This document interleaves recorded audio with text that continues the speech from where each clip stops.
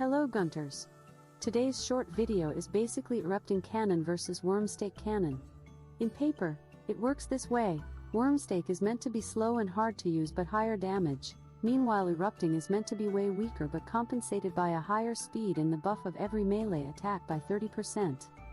But this statement has a problem. Is really Erupting Cannon the weaker attack?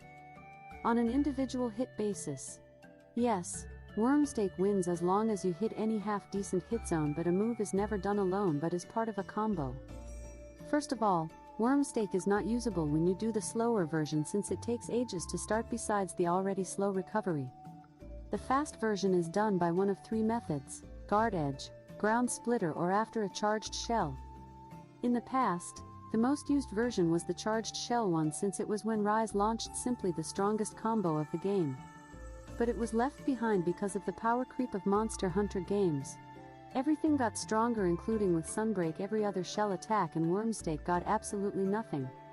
What is more in the theme of the video is that it got a straight competitor in Erupting Cannon. And let's ask you a question. What do you think is stronger? Let's do two side-by-side comparisons. First, the most clear one.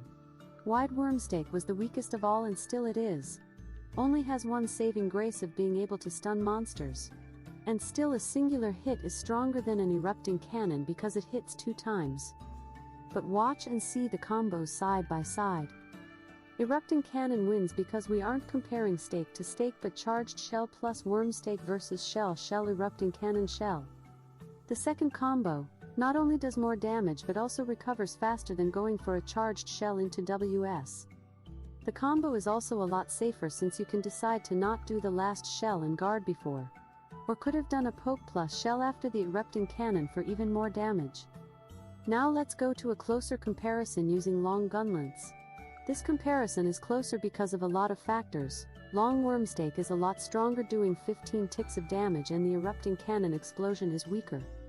But since Long's gun length has a bigger clip, you can shoot twice after Erupting Cannon and recover still faster than WyrmStake Cannon.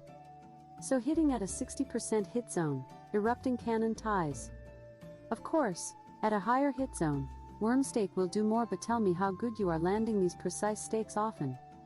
And Erupting shoots have a much more generous hitbox, being able to hit enemies from very far. Even more far than you can hit a long shell. And this is ignoring the other effect of buffing all the melee attacks.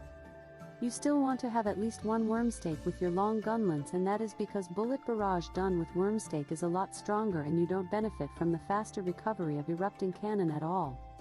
So the only real uses of WyrmStake is to stun the monster 1 or maybe 2 times top with wide and as part of barrage instead of being a proper attack itself.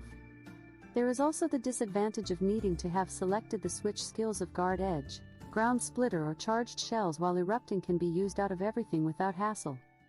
The conclusion: WyrmStake has been done dirty. Long life Erupting Cannon. Thanks for watching. See you in the hunt.